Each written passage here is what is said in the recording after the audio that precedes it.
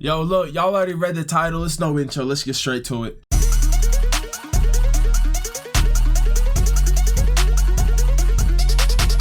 Here are 7 of the craziest survival stories in recent history. Number 7. Vesna Vulović's story is crazy. On January 26, 1972, Vesna was working on JAT Yugoslav Airlines Flight 367. No way she survives a plane crash, right? It's no way she survives a plane crash, right? A flight attendant. The airplane was a McDonnell Douglas DC-9 aircraft and was en route from Stockholm to Belgrade. Mid-flight, while flying over Srpska Kamenci in Czechoslovakia, the airplane was taken down by a briefcase bomb. I just don't fucking believe it. Yeah, this isn't real. First off, who got a briefcase bomb on a plane? What is the point of this? What is the point of this? And second off, there's no way she survives this, bro. The aircraft was torn apart by the force of the explosion, resulting in 27 deaths. Vesna, however, was not one of them. The then 22-year-old was in the rear of the plane as the explosion occurred. Okay. And she found herself plummeting towards the earth while still being in the tail end of the plane, dropping 33,000 feet, which, to put into context, that is crazy. 12 Burj Khalifas stacked upon each other. Bro, so you telling me she's gonna be in the back, falling 33,000 feet, it's gonna crash, everybody dies, and she just gonna walk out that bitch like, was pinned please, within bro. the plane's tail by a food trolley as the tail spiraled down and crashed into the heavily wooded and Is that a snowy real land. picture? Is that a real picture? There's no... somehow luckily survived. That's with crazy. Several severe injuries, including a fractured skull, 3 broken vertebrae, of which one was crushed completely, both legs broken, and a fractured pelvis. Oh. Oh. Yo, at that point, I might not want to survive, bro. I'm not gonna lie. How long do you think you're sitting there like that?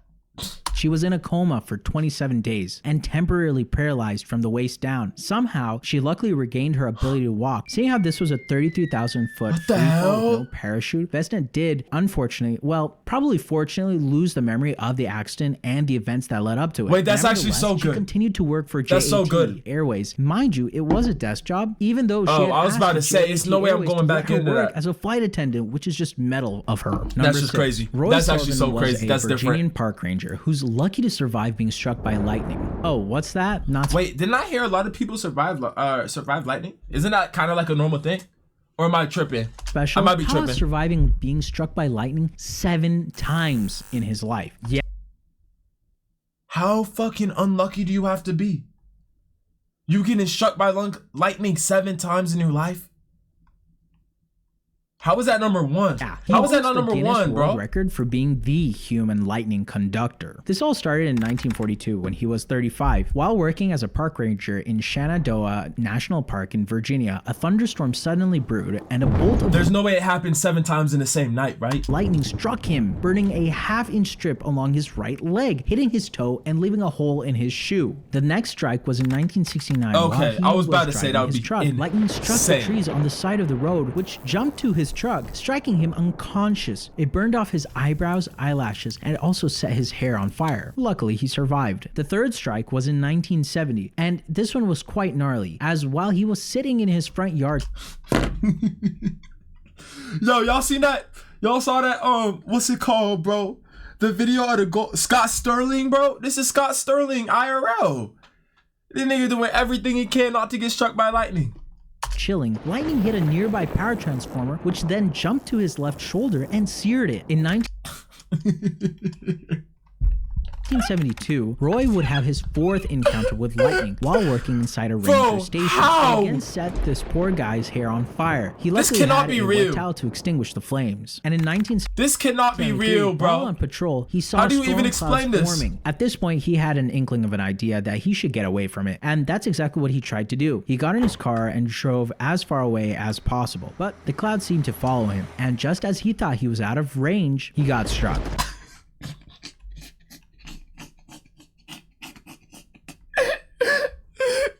You know how unlucky you gotta be, bro? You know how unlucky you gotta be in this situation? Oh my lord. Man, he's Oh electric. my lord, bro. Ha. That was You'd not think good. at this point his luck would have run out, but nope. In 1976, while walking along a trail, he again saw clouds forming above him, and though he tried to escape, it struck him, this time injuring his ankle. And now comes the 7th time, which happened in 1977. He was struck by lightning while fishing. Bro. This time, it was strong enough to finally hospitalize him for burns on his chest and stomach. The odds for a human to be struck by lightning over an 80-year Dog. span is 1 in 10,000. The fact that he was hit Wait, 10,000? Wait, 1 in 10,000 niggas get struck by lightning? Bro, I thought it was a lot less than that. I thought the odds of getting struck by lightning was like the same as winning a lottery or being president. Like literally. It's only 1 in 10,000? Yeah, I might have to take... Bro, I remember I was golfing in lightning just a couple months ago. I need to lock in. hit 7 times in his life means that his odds were roughly 1 in 10 octillion. To put that that's number crazy, into perspective, there's that's crazy. 100 billion stars in each of the 100 billion galaxies in the observable universe. Okay. To reach 10 octillion, you would need 100 million times more stars than currently exist in the universe. It's insane. Number 5. Huh? On November 30th, 1954, That's Aaron actually Hodges crazy. became the first and well to That's date, actually the insane. only person in recorded history to be struck by a meteorite. Yep, that's right. I'm not gonna lie right here. This has kind of always been a small fear of mine. Like, it's so irrational that it's not really bad.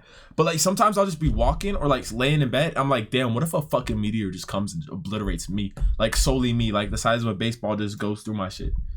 Like I be thinking that like a little bit too often.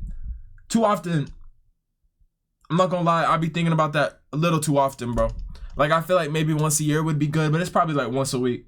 Once every 3 weeks. Realistically, once every 3 weeks I have a thought. And then like I kind of actually do get scared. Sometimes I'll be looking up.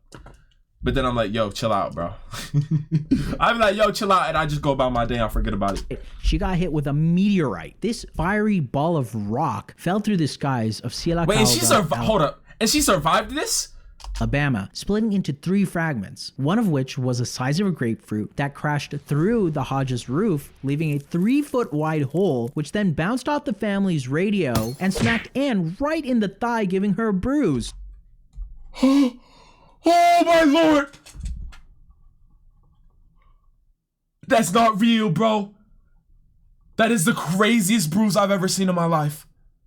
That's the craziest bruise I've ever seen in my life. I was about to say, damn, she lucky.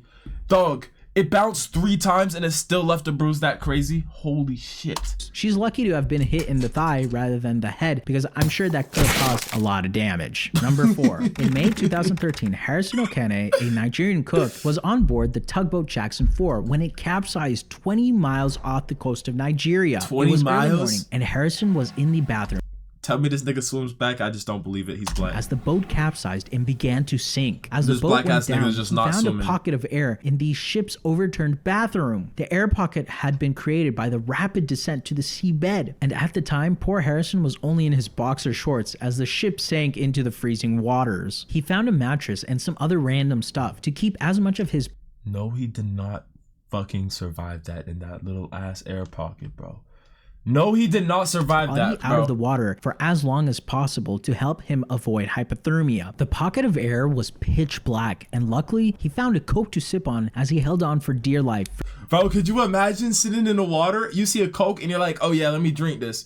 Like, you going out drinking a Coke is crazy, bro.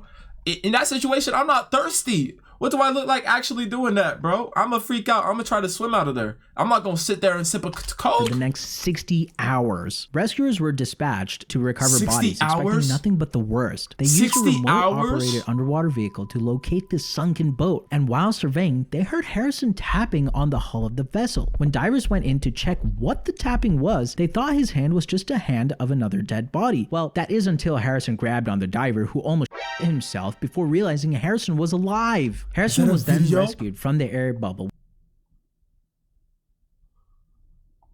Is until that Harrison him? grabbed on the diver, who almost himself before realizing Harrison was alive. Dog.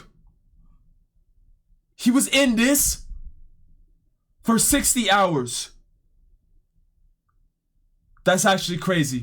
Harrison That's was actually then crazy. rescued from the air bubble within the sunken vessel. and Yo, I then promise you guided he's to never the touching diving water bell again, by bro. divers before he was placed in a decompression chamber at the surface where he remained for 3 days and luckily survived. Number 3, Mauro Prosperi is a former That's crazy. Italian police officer and a pentathlete, which is important to this story. Prosperi's journey An to the athlete? Sahara began with his passion for endurance running. He was first informed of the Marathon des Sables by his friend. The race, a grueling 156-mile ultramarathon, was a challenge Is that through the Prosperi just desert? couldn't resist. To prepare, he ran 25 miles a day and reduced his water intake to acclimate his body to the dehydration from the Sahara Desert. The race commenced on April 10th, 1994 in Foum Ziguid, Morocco. Who the fuck is doing and that, Mauro, bro? who was Nigga 39 thinks he's a years at the time, superhuman. set off Yo, bro thinks he's a superhero. What is he doing? with his friend Giovanni and other runners. The terrain was harsh. Each participant was almost entirely alone due to the small number of runners and varying paces. Prosperi carried his supplies, including food, clothing, a sleeping bag, compass, portable stove, and emergency kit. Luckily, though, Bro, do y'all know how far 157 miles is to run in the desert? This is actually an insane feat that you trying to do, bro. And I'm not gonna lie, if you died, look, RIP to you, but you kind of deserve it, bro. Nigga thinks he's a fucking superhuman. water was supplied thinks he's a at race superhero. checkpoints. Now, on April 14th, Just the fourth day of the unrealistically marathon, Mauro disgusting. faced extreme conditions. Temperatures peaked at 115 degrees Fahrenheit, and a severe sandstorm struck. Mauro continued running throughout the storm, which, See, this is what I'm saying, bro. Nigga thinks he's... mind you, lasted 8 hours, resulting in injuries and dehydration for poor Mauro. The the next fuck does he morning, think he Mauro is, bro? found himself alone, with no signs of competitors or the race trail. He began recycling his fluids by peeing in a spare water Oh my god, this nigga was really about that shit. This nigga was really about this. That's how you know you want to survive, bro. You start drinking your piss. You start drinking your piss, you're not ready to go out. bottle, and he remained stationary, hoping for rescue, but his attempts to attract a low-flying helicopter with his flare were unsuccessful. Mauro then walked in search of shade and water, and he found a vacant Marabout shrine G. and used it as shelter. G He fucking ate G. portions of his food rations cooked with urine on his portable burner, and also drank his urine, sucked on his wet wipes, licked dew off rocks, and nourished himself with bats, bird eggs, beetles, and lizards he found in this shrine. On the Yo, just take me. At that point, God, just come and take me, bro. fourth day of his Come and take me, bro. another I'm plane obviously, it's flew over, supposed to and be my unfortunately, time, bro. It's supposed to be my time. If I gotta do all that, it's supposed to be my time. I'm not gonna fight with the big drop. You know what I'm saying? I'm not gonna fight with that nigga. Unfortunately, he was not able to catch its attention either. And on top of that, a sandstorm struck yet again, lasting bro. for 12 hours. Mauro, at this point, wrote a farewell message to his family and attempted to not alive himself by cutting his wrists, but his dehydrated state prevented him from bleeding. Through surviving that attempt, Never mind, yo. God wanted this nigga alive. it reinvigorated Never fuck his your will to minds. survive. Eventually, Mauro Prosperi decided to walk again, and after several days, he was found by a group of nomads who provided him with water and alerted authorities. He is one of the lucky few to survive the Sahara Desert for 10 days. Number That's two, actually Anna so Bodenholm ridiculous, is a bro. Swedish radiologist That's so who was ridiculous. skiing in the mountains of Narvik, Norway, with two of her colleagues on May 20th, 1999, when she suddenly lost control of her skis and fell into a frozen stream. A hole opened up in the ice, and her body became trapped under that layer of ice for 80 minutes in the freezing water. During this time, her body temperature decreased to 56.7 degrees Fahrenheit, which is How can you fucking live that? You literally can't live that, bro. That's almost half of what it's supposed to be at. And how is she breathing? 80 minutes?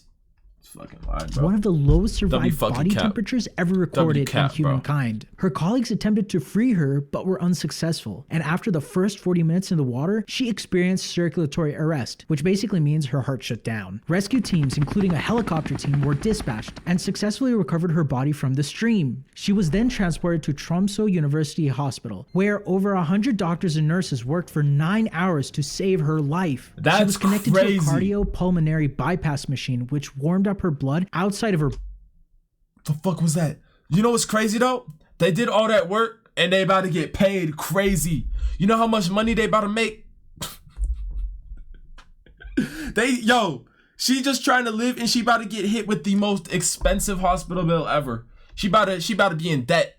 It's about to be college 8 times over. GG's. Body before it was GG's, bro. reinserted into her veins. She miraculously woke up 10 days after the accident and was initially paralyzed from the neck down. She then spent 2 months recovering in the hospital and luckily made a full recovery. That's though actually she did insane, end up with bro. a few minor symptoms of nerve damage in her hands and feet. Anna is one of the How did she not get brain damage too? She couldn't breathe.